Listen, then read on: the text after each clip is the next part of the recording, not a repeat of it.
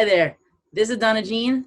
I'm Gina Loveless, and I'm also the author of Diary of a Fifth Grade Outlaw, and I'm going to read to you the first two chapters. First, it starts with a note, and it says, if you are reading this diary, you need to know 5 things. 1, Mom and Dad gave me this as a back-to-school gift. It took me a month to start writing, but here I go. 2, you're about to learn a ton of cool basketball moves. Basketball is the best sport ever, and I've been playing it since 2nd grade. I love it more than double chocolate fudge ice cream. Yeah, that much. I miss my best friend, Marianne, but nothing will stop me from winning her back. Oops, that's number 3. Number 4, Mom, I know this is you. Please stop reading. 5, Mom, since you're probably still reading, could you pick up double chocolate fudge ice cream at the store? And there is a little illustration of the ice cream. Chapter 1, Monday, October 3rd. I need the first thing I write in this journal to be about something that happened to me today that first made me feel as good as red velvet cake, but then ended up making me feel like mud caked on my shoe. See, I was at recess, walking by the basketball court, when I heard this boy say, "You guys don't get it. I'm without a doubt the best basketball player at our school. I can beat anybody, anytime, at any shot." I stopped short. I folded my arms, and I couldn't help but stare at the kid. When the boy looked at me, his face turned the color of marinara sauce. "What are you looking at?" he said. "It's just that..." I walked over to the court and flipped my hair. "How do you know you're the best basketball player at Nottingham Elementary if you haven't played everyone?" The 2 boys next to marinara looked at me like my hair was made of pasta. One kid was tall and skinny like a breadstick. The other looked like a ravioli. I wondered if they were still hungry from lunch like me. "Who is she?" asked Marinara, jabbing a thumb at me. "I have no idea," said Ravioli. "I think she's in Miss Gaffey's class," said Breadstick. "I'm Robin Loxley," I said, "and I challenge you to a basketball duel." Marinara shrugged his shoulders. "Never heard of you, but I'll beat you at any shot." I pointed to the 3-point line. "First shot is from there, with one hand behind your back, standing on one foot and one eye closed." "No way," said Ravioli. "That's impossible," said Breadstick. "You're on," said Marinara. I stepped up to the half circle painted on the blacktop and put my hood up. "I'll go first." Marinara passed me the ball. It was showtime. I nailed the shot just like this.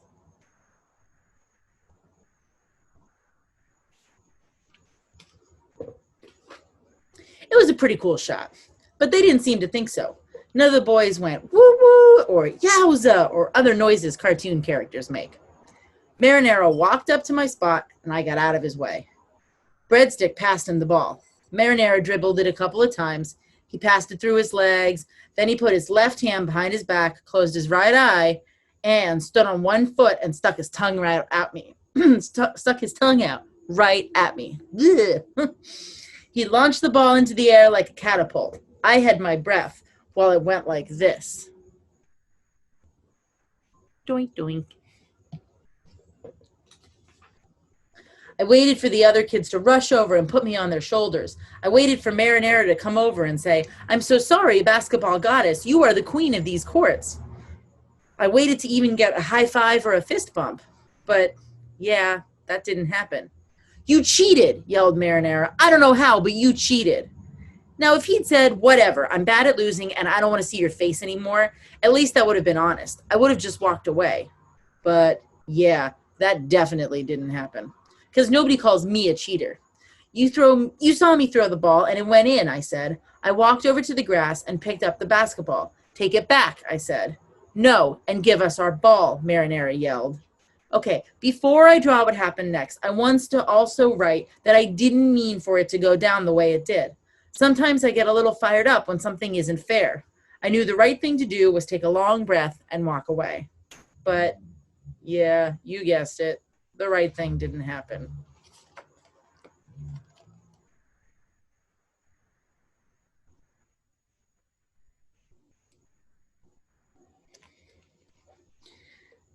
Chapter 2. Now Marinara's face wasn't red from being angry. It was red because I made his nose bleed. "Ah!" he yelled. I pulled back my hood. I felt horrible. "Hey, I am really sorry," I said. I may have been mad, but I didn't mean to hurt the kid. Aaron, you okay, dude? Asked Breadstick.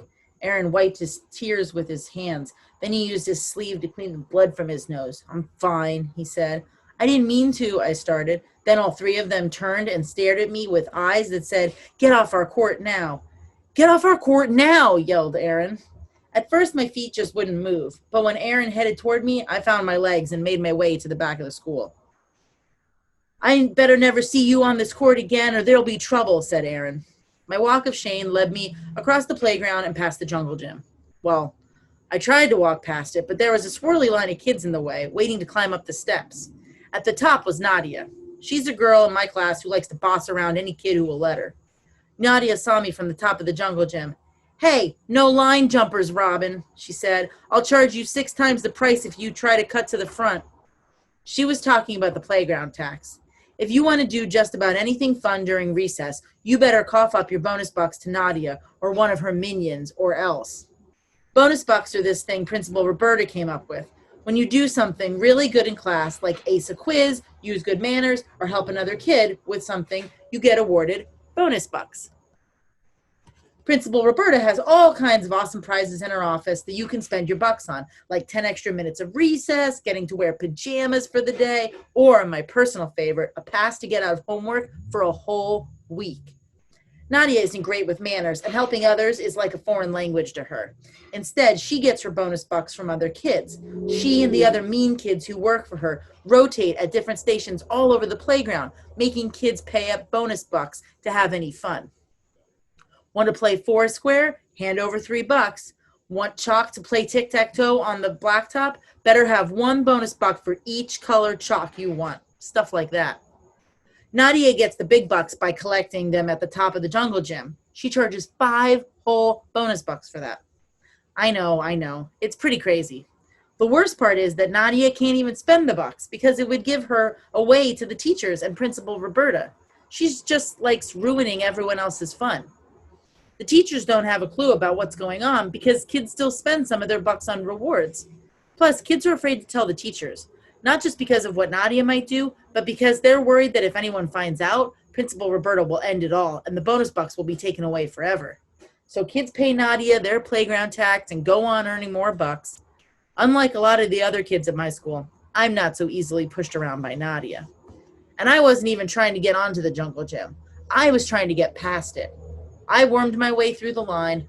When I got to the other side, someone tapped me on the shoulder and said, "Hey," in an annoyed voice. The hair on the back of my neck stood up. Was Aaron back to get even? I pulled my hood over my head and spun around on my heels with my fists up. I had to defend myself. I was ready. So, find out what happens in the rest of the book with Robin by reading Diary of a Fifth Grade Outlaw. And thanks so much.